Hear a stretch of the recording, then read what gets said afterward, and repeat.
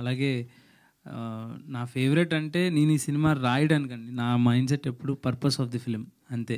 ఇదేదో ఒక డైలాగ్‌ని హైలైట్ చేయాలి, ఇంకొక సీన్‌ని హైలైట్ చేయాలి అలా ఉండదు. ప్రతి సీను, ప్రతి మాట షుడ్ క్యుములేటివ్‌గా ఒక పాయింట్ చెప్పాలనేది ప్రయత్నం చేస్తాం. అందుకని అల్లుతా ఉంటాం.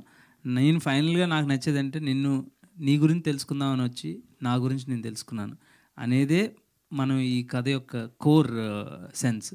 అది that's my favourite. Upendra sir, sir చాలా వండర్ఫుల్ మూవీ సార్. అంటే ప్రతి అభిమాని tag line biopic of fan అంటే ప్రతి అభిమాని చూడాల్సినటువంటి సినిమాగా మలచడం చాలా ఆనందంగా ఉంది. ఎందుకంటే మలయాళం ఇండస్ట్రీ అట్లాంటి సినిమా చూసింది, సో బాలీవుడ్ ఇండస్ట్రీ అలాంటి సినిమా చూసింది. తెలుగు సినిమాలో ఇలాంటి కంటెంట్ వస్తే బాగుండు అనేది ఆ రెండు సినిమాలు చూసిన తాలూకా ప్రేక్షకులు అనుకున్నారు. ఇది తెరపైకి వచ్చింది చాలా అద్భుతంగా.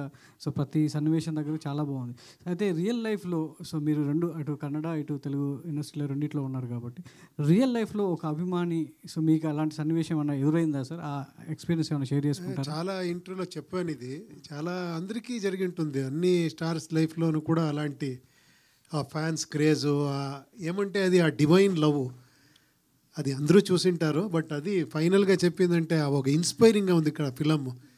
పడు లేసి నిలబడు అని, ఎన్నిసారి పడితే కూడా లేసి నిలబడే చాలా ఇంపార్టెంట్ అనేది బిగినింగ్లో స్టార్ట్ చేసి ఎండ్ రౌండ్ ఆఫ్ అలాగే చేశారు ఫిలంని. ఫస్ట్ డైలాగ్ ఇంట్రొడక్షన్లో ఆ డైలాగ్ వస్తుంది, ఇది ఓడమా ఇది గెలుపా అనేది. ఎండ్లో అదే వచ్చి ఎండ్ అవుతుంది. అది నాకు చాలా నచ్చింది ఫిలం. మీకెవరు మీ లైఫ్లో సో రియల్గా అభిమానించే ఎవరు సార్? ఆయన నుంచి ఎలాంటి మీరు మోటివేషన్ తీసుకున్నారు? సో ఇట్లాంటి డౌన్ అయినప్పుడు నేను ఎప్పుడూ తీసుకుంటూనే ఉంటాను. ఎలా అంటే నా ఫాదర్ ఏమంటే ఎప్పుడు బయటలో కూర్చోమంటారు ఇంట్లో బయట. నా నాయనకి ఏమంటే ఎవరు వస్తే కూడా he feel so great about fans. 12 o'clock night వస్తే కానీ ఎప్పుడు వస్తే కూడా డైరెక్ట్గా లోపల తీసుకువచ్చి హాల్లో కూర్చోబెట్టి నేను ఎలా ఉండానో పట్టించుకోరు. రూమ్లో వచ్చి రా, ఏంటి నేను ఇలా ఉండాను, రా ఎవరో వచ్చారు ఫ్యాన్స్ అంట, ఫోటో తీసుకో అని. ఫస్ట్ నాకు నాయన ఇలా చేస్తావు నువ్వు, నాకు కొంచెం టైం ఇవ్వాలి కదా, వాళ్ళకి చెప్పాలి కదా, నేను డైలీ సండే మీట్ చేస్తాను కదా. తర్వాత నాకు ఎలా ఒక టీచింగ్ అయింది అంటే, నువ్వు ఏమైనా వాడు ఎప్పుడొచ్చినా నీ అహంకారం తీసి పారేసి రా బయటికి అనేది ఇండైరెక్ట్గా చెప్పేవాడిని.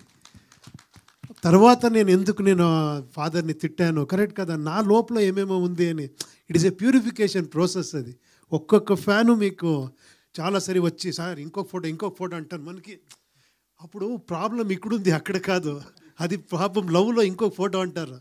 మనకేమో నా పక్కన ఉంటారు కదా వాళ్ళందరూ, సార్ తొందరగా వెళ్ళాలి.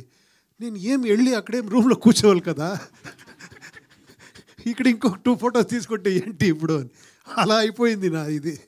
ఇప్పుడు నేనే ఎంజాయ్ చేస్తాను. ఫోటో తీసుకుంటే నేను 10 మంది 100 people వస్తేనే ఫోటో తీసుకుంటాను. నేను సండే డెడికేట్ చేస్తున్నారా సార్ ఫ్యాన్కి?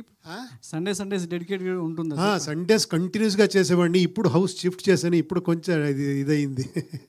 డైరెక్టర్ మహేష్ గారు, అంటే హీరోల కోసం ఫ్యాన్స్ గుళ్ళు కట్టడం చూసాం. సో థియేటర్లో ఎలాగ సందడి ఉంటుంది.